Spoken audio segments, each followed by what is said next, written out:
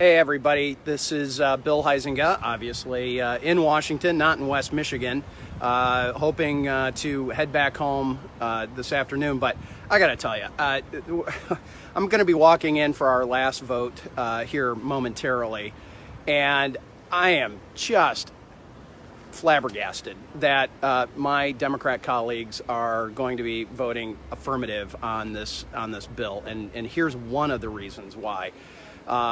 This is the state of play, where not only are we going into debt for our own country, we're now going to be going into debt for other countries. And I'm gonna. And this is kind of a little awkward, but I'm gonna read a statement that I had intended to read on the House floor, but the Democrat majority limited our time this morning of 1 minute, and so I wasn't able to get that done. So I'm going to do it here with you now, and then we're going to talk a little bit about this. So here's my statement that I intend on the House floor. I rise in opposition to the partisan bill we have been debating the past couple of days. Under language inserted at the Rules Committee, the U.S. would direct the International Monetary Fund, the IMF, to lavish $3 trillion on countries around the world. This is a permanent, no-strings-attached liquidity for foreign governments.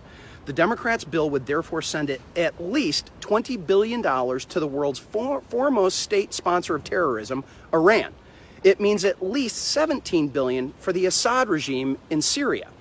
There's also more than $170 billion for the Chinese Communist Party as it takes over Hong Kong and builds internment camps, and another $75 billion for Russia.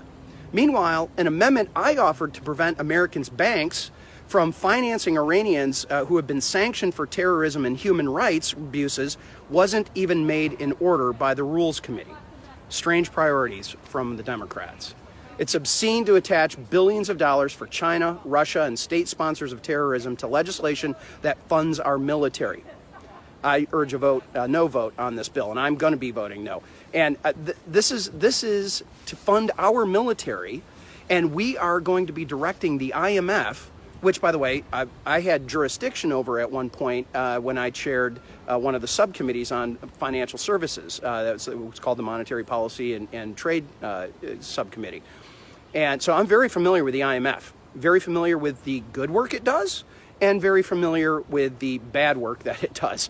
And I'm telling you, directing them to go spend $3 trillion on countries like China and Syria and Russia is lunacy. It's completely nuts.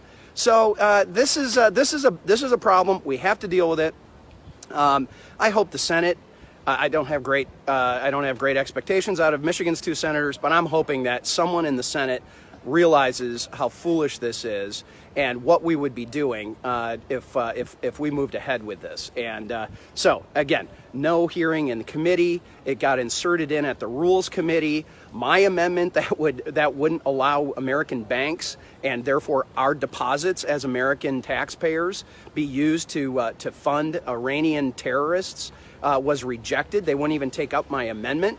Yet they slid in a directive for $3 trillion. It feels like a jillion. $3 trillion of support for countries around the world when we can't even get an agreement here in the House and the Senate about what we're going to do with the extension of unemployment or any of the other spending that we're doing. So anyway, time to take a breath. But I just hope that I just hope that cooler heads prevail over in the Senate, and that they do not go in this direction. So, well, I'm getting ready to, sorry, it just dropped. I'm getting ready to walk on the House floor with my Zealand-made Primera Plastics face shield.